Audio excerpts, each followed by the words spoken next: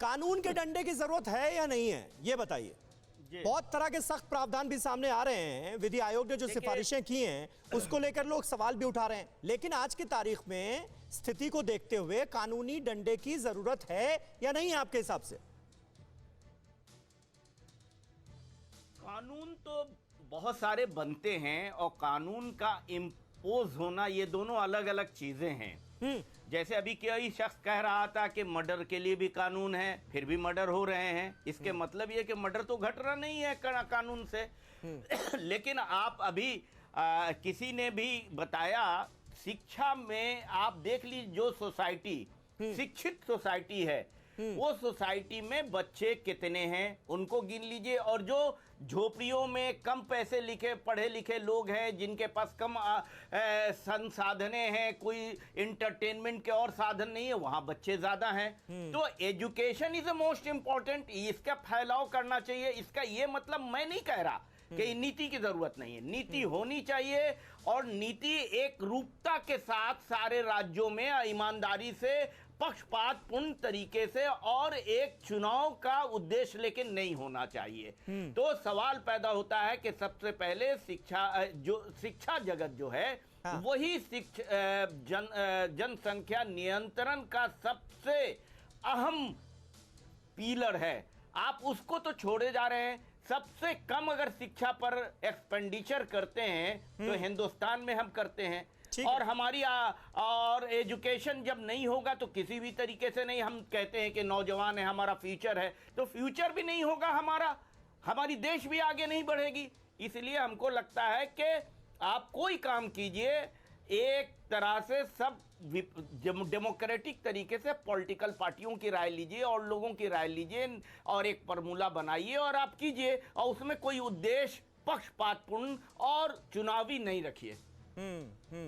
शपथ पत्र के उल्लंघन पर निर्वाचन तक रद्द करने की बात अनुराग भदौरिया साहब, विधि आयोग की सिफारिश में इसका भी जिक्र है। आप मानते हैं आज की तारीख में वो वक्त आ गया है, क्योंकि जो हमारे नेता हैं उनसे भी लोग सीखते हैं, तो नेताओं के लिए भी ये नियम सख्त तौर पर लागू हो, इसकी आवश्यकता है। और याद कीजिए 2019 का जो प्राइवेट मेंबर बिल था, राकेश सिन्हा जी जो लेकर आए थे, उसमें इस बात का जिक्र था कि चाहे वो कोई भी जनप्रतिनिधि हो, मतलब कॉरपोरेटर से लेकर सांसद तक, सब पर यह नियम लागू हो कि 2 चाइल्ड पॉलिसी पर अमल करे, और नहीं करेगा तो फिर उसका खामियाजा भुगते। देखिए समीर जी, मैंने आपको, जैसे आपने डिबेट शुरू की थी, मैंने आपको बताया था कि हमारे देश में जो जनसंख्या है ये बहुत बड़ी समस्या है, और इस समस्या का समाधान के लिए सरकार को बार बार आपसे कहता हूं कि केंद्र में एक कानून लाने की जरूरत थी, जो आपने नहीं लाए। आप माहौल तो बनाते हैं भाई, जब पूरा देश एक है तो आप एक कानून लेके आ जाते, क्योंकि आपने किया नहीं। 7 साल वहां हो गए, 4.5 साल तक यहाँ पे आप चुपचाप बैठे रहे। जब चुनाव आ रहा था, जब 2017 का चुनाव यानी उत्तर प्रदेश की सरकार को अपने लेवल पर कोई कदम नहीं उठाना चाहिए, जो करे वो केंद्र सरकार करे, ये आप कह रहे हैं। अरे बात तो सुन लीजिए, मेरी बात पूरी कर लीजिए, मैं बात पूरी कर लूं। 2014-17 का जब चुनाव हो रहा था, तो इनके नेता चिल्ला चिल्ला के कह रहे थे कि उत्तर प्रदेश में गुंडा राज है, उत्तर प्रदेश में महंगाई बहुत है, उत्तर प्रदेश में महिलाओं पे अत्याचार है, उत्तर प्रदेश में रोजगार की कमी है, उत्तर प्रदेश को उत्तम प्रदेश बनाना है। यही तो मुद्दे थे। अब ये मुद्दे कहां चले, क्योंकि अब जनता पूछेगी ना, ये मुद्दे आपने 2017 में, यही तो मुद्दे थे। इससे ना एक ज्यादा था ना कम था, यही मुद्दे थे। अब ये मुद्दे पे जनता सवाल पूछेगी।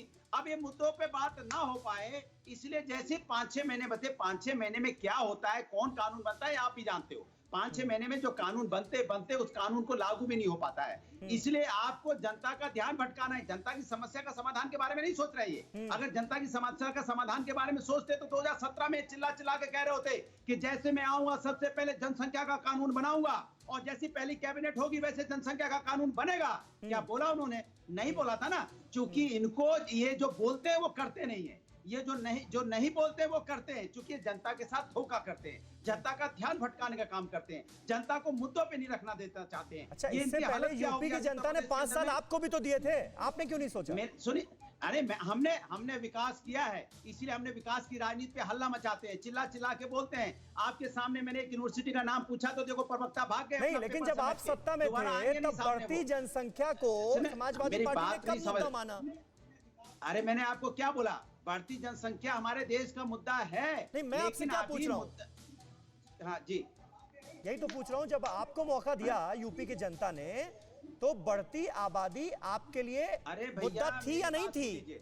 दिक्कत ये नहीं है, आपने उस दिक्कत ये मुद्दे है को कि लेकर असली क्या किया? मुद्दों से ध्यान क्यों भटका रहे हो भाई? असली मुद्दे तो रोजगार है जो आप नहीं दे रहे हो, असली मुद्दे महिला पर अत्याचार है जिसका चीरहरण हो रहा है। भदौरिया साहब, आप ही मान रहे हैं कि असल मुद्दा है, मुद्दा बड़ा है, इस मुद्दे पर बात होनी चाहिए, कदम उठाए जाने चाहिए। तो मैं आपसे पूछ रहा हूं, आपकी सरकार जब थी तब आपने क्या किया? अब फिर मेरी सरकार पहुंच गया यार, हमने तो विकास के बहुत काम किए, तो आप नहीं गिनाओगे अभी? हाँ। आपको क्या, आपकी बैठे तो हैं मजबूरी आप मैं समझ गिनाने के सकता हूं, लिए। लेकिन मेरी तो मजबूरी नहीं है ना। आलोक अवस्थी जी अपनी पार्टी की सरकार के काम गिनाएंगे, आप अपनी पार्टी के गिनाएंगे। महिला का चीरहरण हुआ, वो मैं क्यों गिनाऊं? ये मिठाई बांटूंगा क्या कि जिला पंचायत के चुनाव में हमने यहाँ पे जबरदस्ती कब्जा कर लिया, तानाशाही कर ली, मिठाई खाओ? ऐसा तो नहीं करूंगा ना मैं। मेरी जनता है, मैं जनता में पहले विकास का काम करूंगा, उसको एजुकेशन दूंगा, एजुकेट करूंगा, उसको समझाऊंगा, पैरों पे खड़ा करूंगा। जब पैरों पे खड़ा हो जाएगा तो दूसरा स्टेप उसके बाद आता है। लेकिन भारतीय जनता पार्टी ने 4.5 साल में क्या किया, मैं ये पूछना चाहता हूँ। आज वो असली मुद्दों से ध्यान भटकाने के लिए ला रहे हैं। मैंने क्या बोला कि समस्या है, समस्या का समाधान होना चाहिए, लेकिन उसका मुद्दा नहीं बनना चाहिए। अड़ी सोमवार से शुक्रवार शाम 6 बजे सिर्फ TV9 भारतवर्ष पर।